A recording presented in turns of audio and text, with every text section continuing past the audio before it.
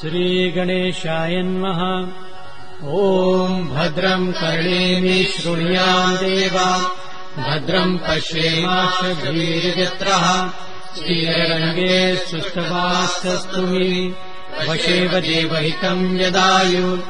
ॐ स्वस्ति न इन्द्रो वृद्धश्रवा स्वस्ति न पूषा विश्ववेदः स्वस्ति नस्ताक्षो अरिष्टनेमि स्वस्ति नो बृहस्पतिर्ददातु। ॐ शान्ति शान्ति शान्तिः। ॐ नमस्ते गणपतये त्वमेव प्रत्यक्षम् तत्त्वमसि त्वमेव केवलम् कर्तासि त्वमेव केवलम् धर्तासि त्वमेव केवलम् हर्तासि त्वमेव सर्वम् खल्विदम् ब्रह्मासि त्वम् साक्षातात्मासि नित्यम्। ऋतम् वच्मि सत्यम् वच्मि अवत्वमाववक्तारम् अवश्रोतारम् अवदातारम् अवधातारम् अवानुचानवशिष्यम् अवपश्चातात् अवपुरस्तात् अवोत्तरातात् अवदक्षिणातात् अवचोर्ध्वातात् अवाधरातात् सर्वतो माम् पाहि पाहि समन्तात्। त्वम् वाङ्मयस्त्वम् चिन्मयः त्वम् आनन्दमयस्त्वम् ब्रह्ममय त्वम् सच्चिदानन्दाद्वितीयोऽसि त्वम् प्रत्यक्षम् ब्रह्मासि त्वम् ज्ञानमयो विज्ञानमयोऽसि। सर्वम् जगदिदम् तत्त्वो जायते सर्वम् जगदिदम् तत्त्वतिष्ठति सर्वम् जगदिदम् त्वयि जयमेष्यति सर्वम् जगदिदम् त्वयि प्रत्येति। त्वम् भूमिरापो नलो निलो नभः त्वम् चत्वारि वाक्पदानि त्वम् गुणत्रयातीतः त्वम् देहत्रयातीतः त्वम् कालत्रयातीतः त्वम् मूलाधारस्थितोऽसि नित्यम् त्वम् शक्तित्रयात्मका वा योगिनो ध्यायन्ति नित्यम्। त्वम् ब्रह्मास्त्वम् विष्णुस्त्वम् रुद्रस्त्वम् इन्द्रस्त्वम् अग्निस्त्वम् वायुस्त्वम् सूर्यस्त्वम् चन्द्रमास्त्वम् ब्रह्मभूर्वस्वरोम गणादिपूर्वमूर्चार्य वर्णादि तदनन्तरम् अनुस्वार परतरा अर्धेन्दुलसितम् तारेण रुद्धम् तत्त्वमनुस्वरूपम्। गकारो पूर्वरूपम् अकारो मध्यमरूपम् अनुस्वार शान्त्यनुरूपम् बिन्दुरुत्तररूपम् नादः सन्धानम् संहिता सन्धि सैषा गणेश विद्या गणकऋषि निःसृद्गायत्री छन्दः गणपतिर्देवता। ॐ गं गणपतये नमः। एकदन्ताय विद्महे वक्रतुण्डाय धीमहि तन्नो दन्ती प्रचोदयात्। एकदन्तम् चतुर्हस्तम् पाशुनम् कुशधारिणम् रतम् च वरदम् हस्ते बिभ्राणम् मूषकध्वजम् लक्तम् लम्बोदरम् शूर्पकर्णकम् रक्तवाससम् रक्तगन्धानुलिप्ताङ्गम् रक्तपुष्पे सुपूजितम् भक्तानुकम्पितम् देवम् जगत्कारणमच्युतम् आविर्भूतस्य सृष्ट्यादौ प्रकृते पुरुषात्परम् एवम् ध्यायति यो नित्यम् स योगी योगिनावरा। नमो व्रातपतये नमो गणपतये नमः प्रमथपतये नमस्ते अस्तु लम्बोदराय एकदन्ताय विघ्ननाशिने शिवसुताय श्रीवरदमूर्ते नमो नमः। एतत् अथर्वशीर्ष योधिते स ब्रह्मभूयाय कल्पते स सर्वविघ्नेर्व्यबाध्यते स सर्वथा सुखमेधते स पञ्चमहापापात् प्रमुच्यते सायम् धियानो दिवस्कृतम् पापम् नाशयति प्रातर्धियानो रात्रिकृतम् पापम् नाशयति सायम् प्रातः प्रयुज्यानो अपापो भवति सर्वत्राधियानोपविघ्नो भवति धर्मार्थकाममोक्षम् च विन्दति। इतम् अथर्वशिष्यन शिष्याय न देयम् ययोधि मोहाद्यासति स पापीयान् भवति सहस्रावर्तनाम् यम् यम् काममदीते तम् तमनेन साधयेत् अनेन गणपतिम् च भीष्यति स वाग्मी भवति चतुर्थान् मनश्यम् जपति स विद्यावान् भवति इत्यद्वर्णवाक्यम् ब्रह्माद्यावर्णविद्यानम् न विभेति कदाचनेति यो दुर्वान् कुरजिति सैश्रणोपमो भवति यो लाजेर्निगति स यशोवान् भवति स मेघावान् भवति यो मोदकसहस्रेण यजति स वाञ्छितफलमवाप्नोति यत्साध्यत् सम्यर्जयति स सर्वम् लभते अष्टो ब्राह्मणा सम्यग्राहीत्वा सूर्यवर्चस्वी भवति सूर्यग्रहे महानद्याम् प्रतिमा सन्निधो वा जप्त्वा सिद्धमन्त्रो भवति महाविघ्नात् प्रमुच्यते महादोषात् प्रमुच्यते महापापात् प्रमुच्यते स सर्वविद् भवति य एवम् वेदम् इत्युपनिषद ॐ सहना भवतु सहनो भुनक्तु सह वीर्यम् कर्वावहै तेजस्विनावधीतमस्तु मा विद्विषावहै ॐ भद्रम् कर्णेभिः शृणुयाम् देवा भद्रम् पश्येमाक्षभिर्यजत्रः स्थिररङ्गे सुष्ठुवासस्तुमि वशेव देवहितम् यदायु ॐ स्वस्ति न इन्द्रो वृद्धश्रवा स्वस्ति न पूषा विश्ववेदः स्वस्ति न साक्षो अरिष्टनेमि स्वस्ति नो बृहस्पतिर्ददातु ॐ शान्ति शान्ति शान्तिः। श्रीगणेशाय नमः। प्रणम्य शिरसा देवम् गौरीपुत्रम् विनायकम् भक्तावास स्मरे नित्यम् आयुष्कामार्थसिद्धये प्रथमम् वक्रतुण्डम् च एकदन्तम् द्वितीयकम् तृतीयम् कृष्णपिण्डाक्षम् गजवक्रम् चतुर्थकम् लम्बोदरम् पञ्चमम् च षष्ठमम् विकटमेव च सप्तमम् विघ्नराजेन्द्रम् धूम्रवर्णम् तथाष्टकम् नवमम् भालचन्द्रम् च दशमम् तु विनायकम् एकादशम् गणपति द्वादशे तु गजाननम् द्वादशेतानि नामानि त्रिसन्ध्येय पठे नर न च विघ्नभये तस्य सर्वसिद्धिकर प्रभु विद्यार्थी लभते विद्याम् धनार्थी लभते धनम् पुत्रार्थी लभते पुत्रान् मोक्षार्थी लभते गतिम् जपे गणपति स्तोत्रम् षण्भिर्मासे फलम् लभेत् संवत्सरेण सिद्ध्यम् च लभते नात्र संशया अष्टभ्यो ब्राह्मणेभ्यश्च लिखित्वा या समर्पयेत् तस्य विद्या भवेत् सर्वा गणेशस्य प्रसादता इति श्रीनारदपुराणे सङ्कटनाशनम् महागणपतिस्तोत्र सम्पूर्णम् श्रीगजाननार्पणमस्तु। श्रीगणेशाय नमः।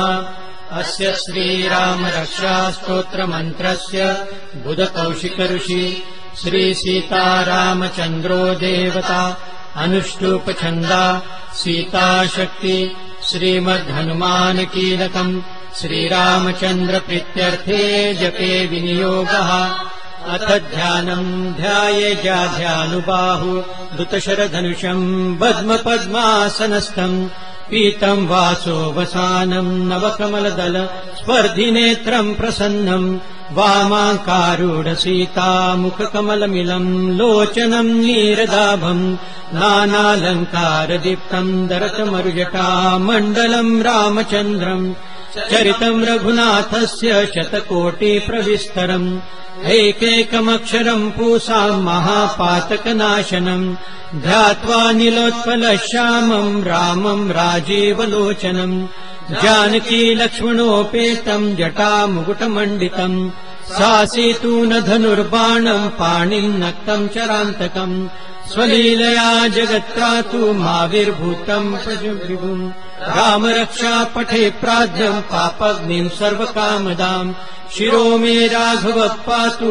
बालम् दशरथात्मजा कौसल्येलो दृश्यो पातु विश्वामित्र प्रियश्रुति घ्राणम् पातु मखत्राता मुखम् सौमित्रिवत्सला जिह्वा विद्यानिधि पातु कण्ठम् भरतवन्दिता स्कन्दो दिव्यायुध पातु भुजो भग्नेश कार्मुका करो सीतापति पातु हृदयम् जामजज्ञयत् मध्यम् पातु खरध्वंसी नाभिम् जाम्बवदाश्रया सुग्रीवेश कटे पातु शक्तिनी हनुमत्प्रभु ऊरू रघुत्तम पातु रक्षकुलविनाशकृत जानुनी सेतुकृत्पातु जङ्गे दशमुखान्तका पादो विभीषण श्रीद पातु रामोऽखिलम् वपु एता रामबलोपेताम् रक्षाय सुकृती पठेत् सच्चिरायुसुखी पुत्री विजयी विनयी भवेत् पातालभूतलव्योमम् चारिणम् छद्मचारिणम्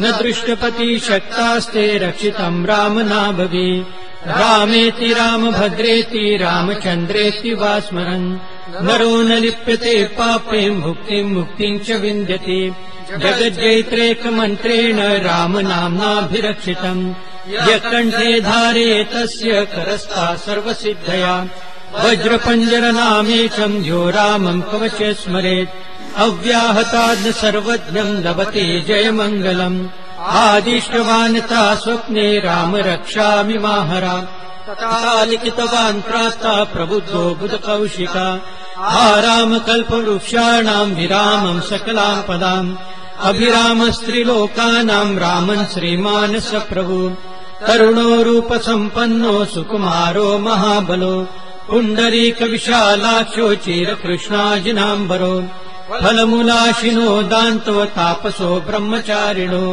पुत्रो दशरथेऽसो भ्रातरो रामलक्ष्मणो शरण्यो सर्वसत्त्वानाम् श्रेष्ठो सर्वधनुष्यताम् रक्षकुलनिहन्तारो त्रायेतानो रघुत्तमम् आतसज्ज धनुषा विसस्पृशा वक्षयाय सुरसङ्गसङ्गिनो रक्षणाय मम राम लक्ष्मणा वक्रतापति सदैव गच्छताम् सन्नद्धम् कवची खण्डी चापबाणोधरो युवा गच्छन्मनोरथस्माकम् रामम् पातु स लक्ष्मणा रामो दाशरथी शूरो लक्ष्मणानुचरो बली काकुत्स्थम् पुरुषम् पूर्णम् कौसल्येयो रघुत्तमा वेदान्तवेदयज्ञेशो पुराण पुरुषोत्तमा जानकी वल्लभ श्रीमान् प्रमेय पराक्रमा इत्येतानि जपेन्नित्यम् मद्भक्तम् श्रद्धयान्विता अश्वमेधादिकम् पुण्यम् सम्प्राप्नोति न संशया रामम् दुर्वाशलश्यामम् पद्माक्षम् पीतवाससम्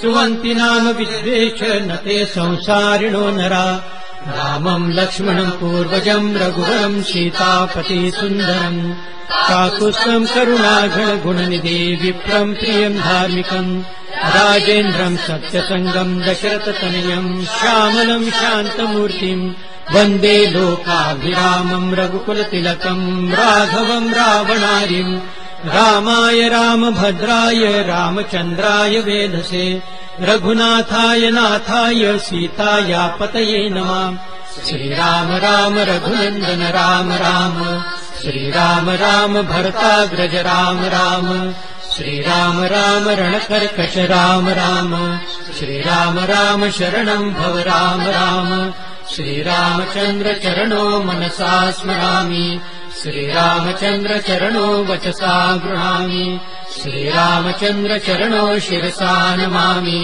श्रीरामचन्द्र चरणो शरणम् प्रपद्ये माता रामो मत्पिता रामचन्द्र स्वामी रामो मत्सखा रामचन्द्र सर्वस्वम् मे रामचन्द्रो दयालु ज्ञानम् जाने नैव जाने न जाने दक्षिणे लक्ष्मणो यस्य वामे तु जनकात्मजा पुरतो मारुतिर्यस्य तम् वन्दे रघुनन्दनम् लोकाभिरामम् रणरङ्गधीरम् राजीवनेत्रम् रघुवंशनाथम् कारुण्यरूपम् करुणाकरन्तम् श्रीरामचन्द्रम् शरणम् प्रपद्ये मनोजवम् मारुततुल्यवेगम् जितेन्द्रियम् बुद्धिमताम् वरिष्ठम् वातात्मजम् वानरयूथमुख्यम् श्रीरामदूतम् शरणम् प्रपद्ये पूजन्तम् राम रामेति मधुरम् मधुराक्षरम् आरुह्य कविता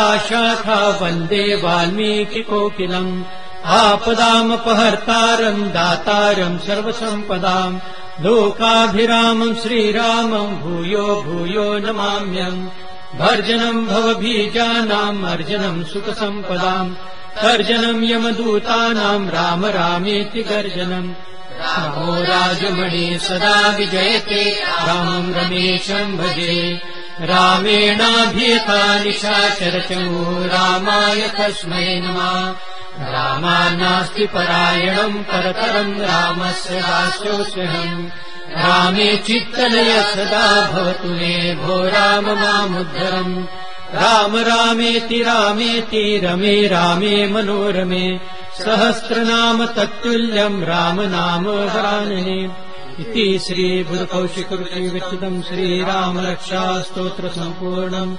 श्रीसीतारामचन्द्रार्पणमस्तु।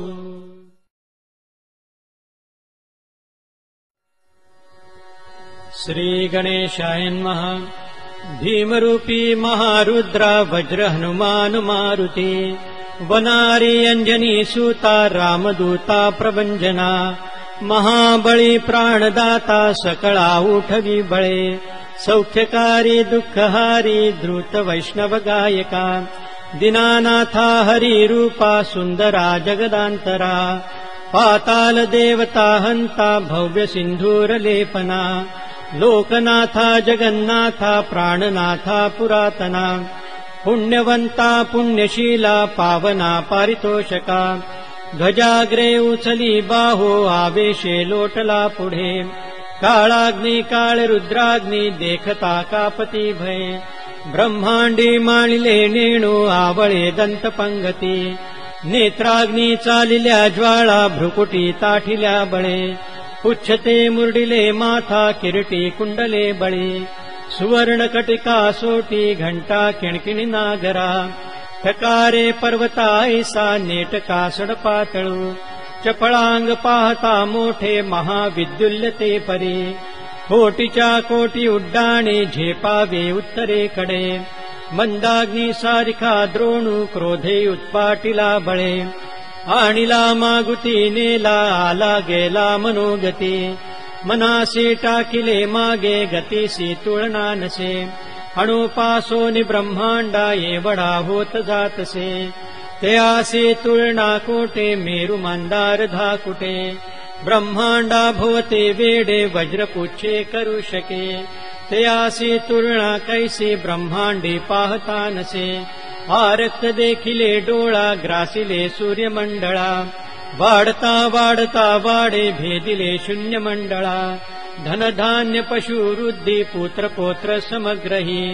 पावती रूप विद्यादि स्तोत्र पाठे करोनिया भूत प्रेत समंदादि रोग व्याधी समस्तही नासती तूटसी चिंता आनंदे भीम दर्शने हे धरा पंधरा श्लोके लाभली शोभली बळी दृढदेह निस्संदेह संख्या चंद्रकला गुणे रामदासी अग्रगणु कपी कुळासी मंडणु रामरूपी अंतरात्मा दर्शने दोषनासते इति श्री रामदास विरचितम् संकट निरसनम् मारुति स्तोत्र सम्पूर्णम् श्री सीतारामचन्द्रार्पणमस्तु।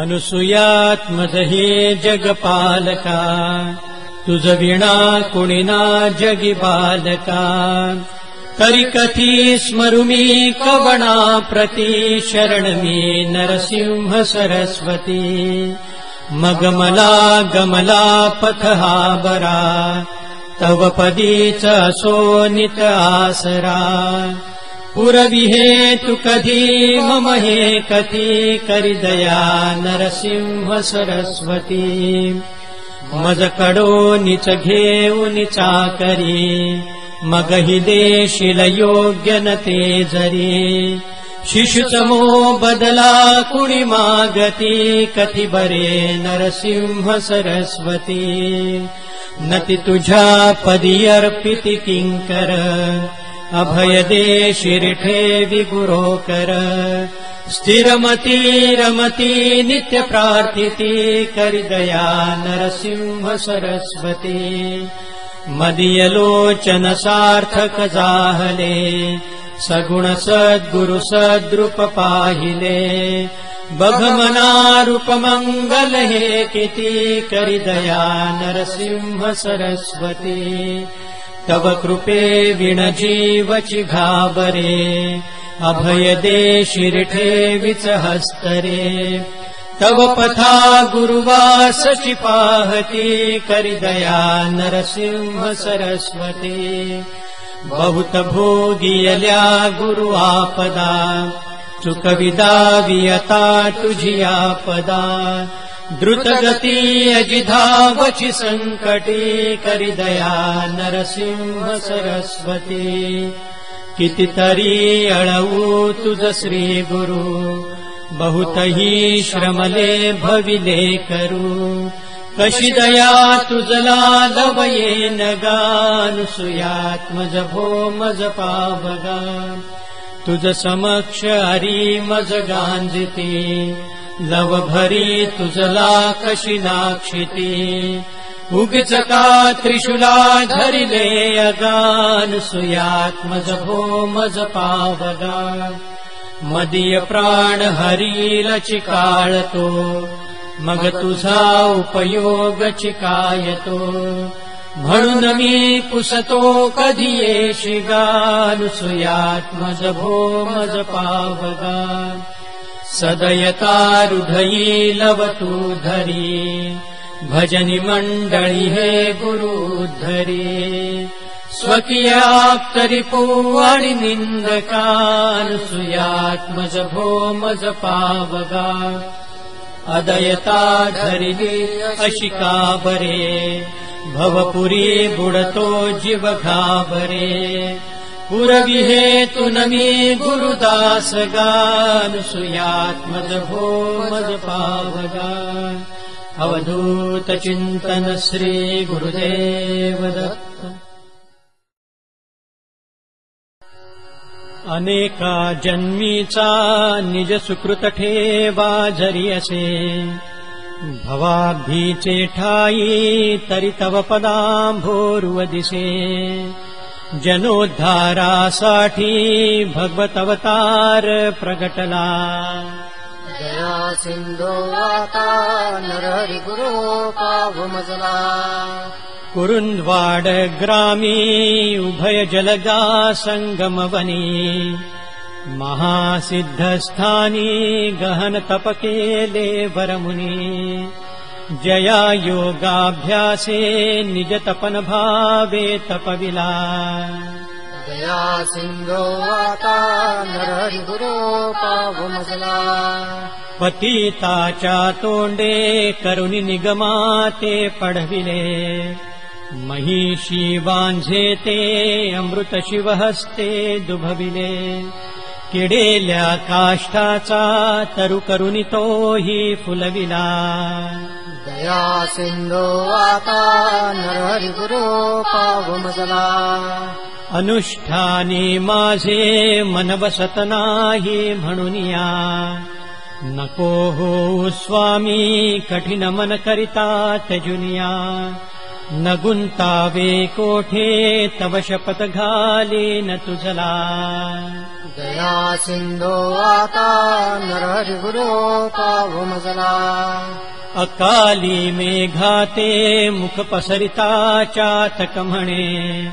न देसी तू बिंदू त्वरित मजला जाण मरणे. नुपेक्षी तू दाता गगन जल देता निवविला. दया सिंधो आता नरहरि गुरो पाव मजला. निजानुष्ठानाचे तपफळन माये त्रिभुवनी. तदा झाली कैसी अवचित दया ते तुझमनी. पतिताला पाहू सकळ दुरितात्मा चिकळला. दया सिंधो आता नरहरि गुरो पाव मजला. बहुम्या वर्णावे तरी त्वरित बारे शमविले. सुरेंद्रा इंद्राला परम गुरुचा पारन कळे.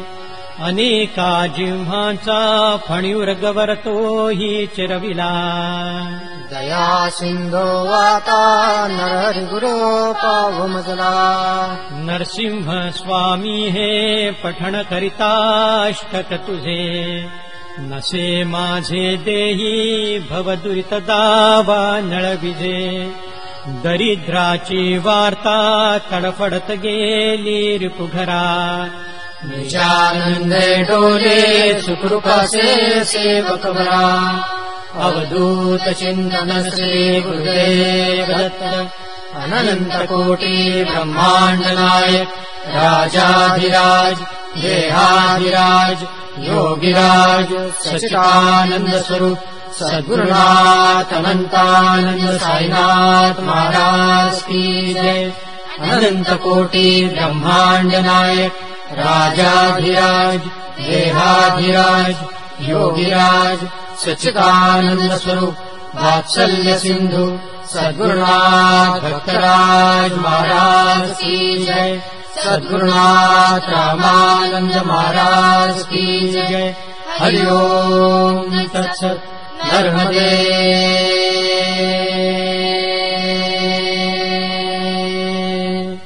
हर हर हर। श्री गुरु चरण सरोज रजे निज मनु मुकुर सुधारि रामा निज मनु मुकुर सुधारि बरनउ रघुबर बिमल जसु जो दायक फल चारि बुद्धिहीन तनु जानिके सुमिरो पवन कुमार रामा सुमिरो पवन कुमार बल बुद्धि विद्या देहु मोहि हरहु कलेश विकार। जय सिया राम जय जय सिया राम जय सिया राम जय जय सिया राम जय सिया राम जय जय सिया राम जय सिया राम जय जय सिया राम।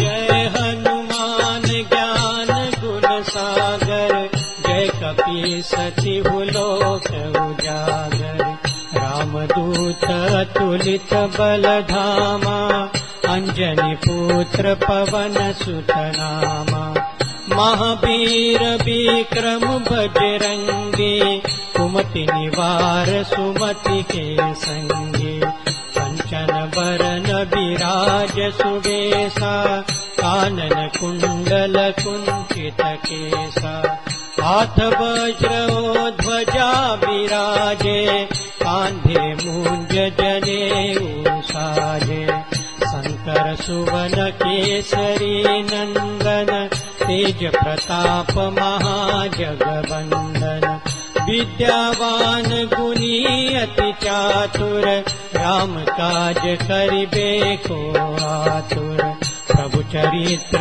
सुनिबे को रसिया राम लखन सीता मन बसिया सूक्ष्म रूप धरि सियहि दिखावा विकट रूप धरि लंक जरावा भीम रूप धरि असुर सहारे रामचंद्र के काज सवारे लाय सजीवन लखन जियाए श्री रघुवीर हरषि उर लाए रघुपति कीन्हि बहुत बड़ाई तुम मम प्रिय भरत ही सम भाई सहस बदन तुम्हरो जस गावे अस कहि श्रीपति कंठ लगावे सनकादिक ब्रह्मादि मुनीसा नारद सारद सहित अहिसा जम कुबेर दिगपाल जहाते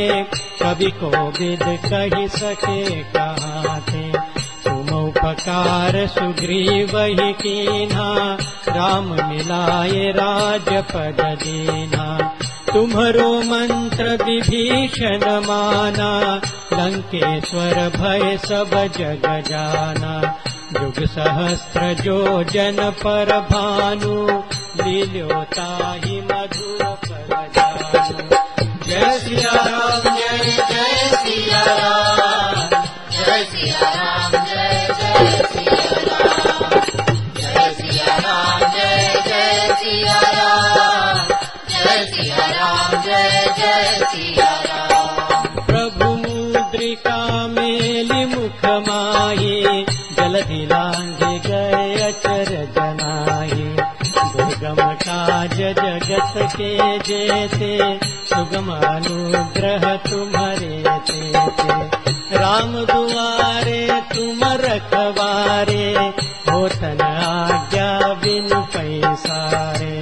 सब सुख लहे तुम्हारी सरना, तुम रक्षक काहू को डरना। आपन तेज समारो आपे, तीनों लोक हाकते कापे। भूत पिशाच निकट नहीं आवे, महावीर जब नाम सुनावे। नासे रोग हरे सब पीरा, जपत निरंतर हनुमत बीरा। संकट ते हनुमान छुड़ावे, मन क्रम बचन ध्यान जो लावे। सब पर राम तपस्वी राजा, तिनके काज सकल तुम साजा। और मनोरथ जो कोई लावे, सोई अमित जीवन फल पावे। चारों जुग परताप तुम्हारा, है प्रसिद्ध जगत उजियारा। साधु संत के तुम रखवारे, असुर निकंदन राम दुलारे। अष्ट सिद्धि नव निधि के दाता, असबर दीन जानकी माता। राम रसायन तुम्हारे पासा, सदा रहो रघुपति के। जय सिया राम जय जय सिया राम, जय सिया राम जय जय सिया राम। जय सिया राम जय जय सिया राम, जय सिया राम जय जय सिया राम। तुम्हारे भजन राम को पावे, जन्म जन्म के दुख बिसरावे।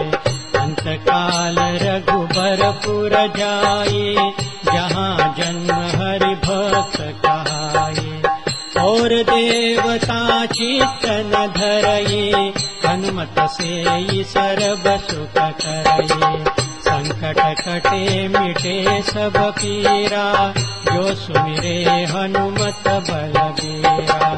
जय जय जय हनुमान गोसाई, कृपा करहु गुरुदेव की नाई।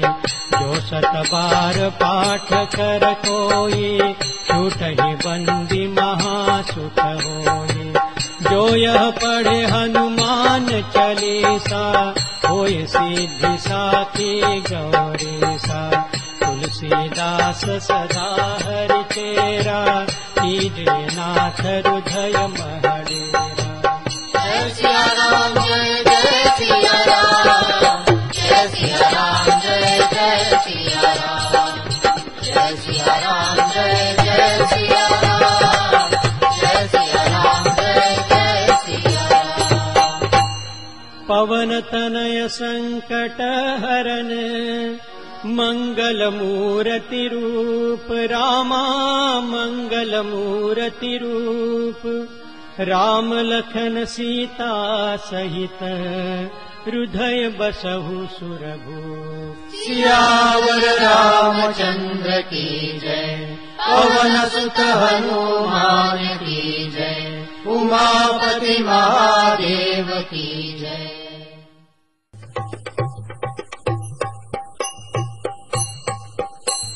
बाल समय रवि भक्षी लियो, तब तीनहु लोक भयो अंधियारो। ताहि सो त्रास भयो जग को, यह संकट काहू सो जात न टारो। देवनानी करी बिनती, तब छाड़ी दियो रवि कष्ट निवारो। को नहीं जानत है जग में कपि, संकट मोचन नाम तिहारो। संकट मोचन नाम तिहारो, संकट मोचन नाम तिहारो। बाली की त्रास कपीस बसे, गिर जात महाप्रभु पंथ निहारो।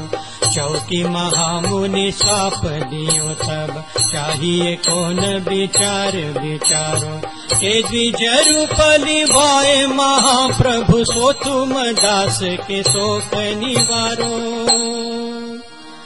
को नहीं जानत है जग में कपि संकट मोचन नाम तिहारो संकट मोचन नाम तिहारो संकट मोचन नाम तिहारो अंगद के संग लेन गए सिय खोज कपि सय बैन उचारो जीवत ना बची हो हम सोजो बिना सुधि लाए यहाँ पगुधारो हरि थके तट सिंधु सबे तब लाए सिया सुधि प्राण उबारो को नहीं जानत है जग में कपि संकट मोचन नाम तिहारो संकट मोचन नाम तिहारो संकट मोचन नाम तिहारो रावण त्रास दई सिय को सब राक्षसी शोक ही शोक निवारो ताहि समय हनुमान महाप्रभु जाय महारजनी चर मारो चाहत सिया शोक स्वागी सुदे प्रभु मुद्रिका शोक निवारो को नहीं जानत है जग में कपि संकट मोचन नाम तिहारो संकट मोचन नाम तिहारो संकट मोचन नाम तिहारो बान लगोर लक्ष्मण के तब प्राण तजे सुत रावण मारो ले गृह वैद्य सुषेण समेत तब गिरि द्रोण सुबीर उपारो आनि सजीवन हाथ दई तब लक्ष्मण के तुम प्राण उबारो को नहीं जानत है जग में कपि संकट मोचन नाम तिहारो संकट मोचन नाम तिहारो संकट मोचन नाम तिहारो रावण युद्ध जान कियो तब नाग के पास सबे सिर डारो श्री रघुनाथ समेत सबे दल मोह भयो यह संकट भारो आनि खगे सतबे हनुमान जु बंधन काटी सुत्रास निवारो को नहीं जानत है जग में कपि संकट मोचन नाम तिहारो संकट मोचन नाम तिहारो संकट मोचन नाम तिहारो बंधु समेत जबे अहि रावण लय रघुनाथ पताल सिधारो देवी ही पूजी भली विधि सोबली देव सब मिली मंत्र विचारो जाय सहाय भयो तब ही रावण सैन्य समेत सहारो को नहीं जानत है जग में कपि संकट मोचन नाम तिहारो संकट मोचन नाम तिहारो संकट मोचन नाम तिहारो काज किए बड़ देवन के तुम वीर महाप्रभु देखी विचारो कौन सो संकट मोर गरीब को जो तुम सो नहीं जात हितारो बेगी हरो हनुमान महाप्रभु जो कछु संकट होए हमारो को नहीं जानत है जग में कपि संकट मोचन नाम तिहारो संकट मोचन नाम तिहारो संकट मोचन नाम तिहारो। लाल देह लाली लसे अरुधरि लाल लंगूर, वज्र देह दानव दलन, जय जय जय कपीसूर। सियावर रामचंद्र की जय, पवन सुत हनुमान की जय, उमापति महादेव की जय।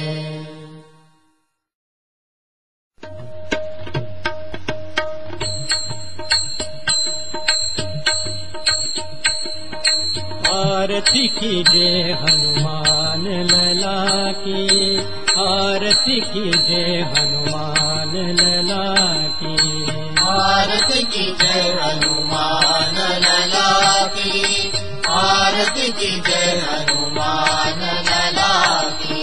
दुष्ट दलन रघुनाथ कला की, आरती कीजिए हनुमान लला की, आरती कीजिए हनुमान लला की।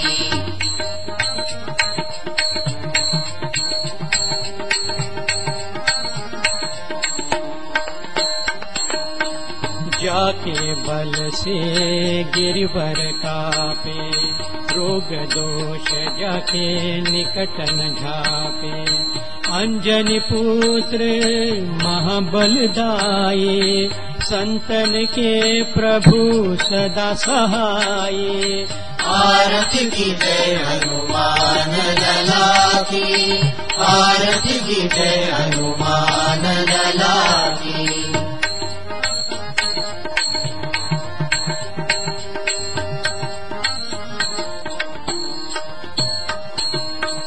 देवीरा रघुनाथ पठाए, लंका जारी सिया सुधिलाए। लंका सो कोट समुद्र सिखाए, जात पवन सुत बार न लाए।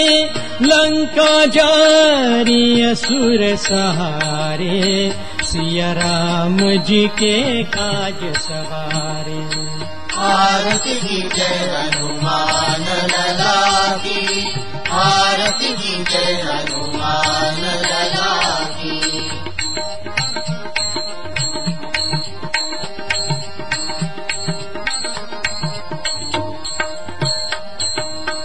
लक्ष्मण मूर्छित पड़े सकारे, आनि सजीवन प्राण उबारे।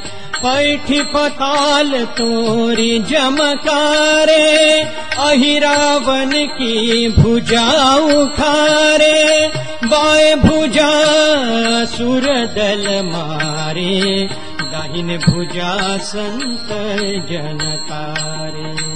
आरती कीजिए हनुमान लला की, आरती कीजिए हनुमान लला की।